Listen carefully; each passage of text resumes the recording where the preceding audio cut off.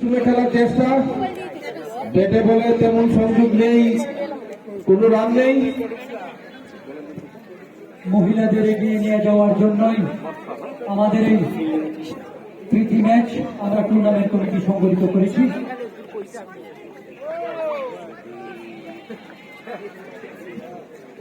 সবার সাথে আবারও একটি ডট বল, হাতে হাত মিলিয়ে কাঁধে কাঁধ মিলিয়ে মহিলারাও যেন সমাজে এগিয়ে যেতে পারে এই লক্ষ্যেই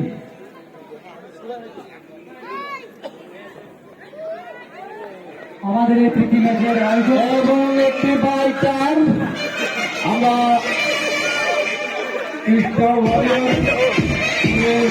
সকল রানের খাতা খুললে একটি বাই চারের মাধ্যমে ইতিমধ্যে খেলাটি অনুষ্ঠিত হচ্ছে বর্ষা ওয়ারিয়র ভার্সেস কৃষ্ণা ওয়ারিয়র।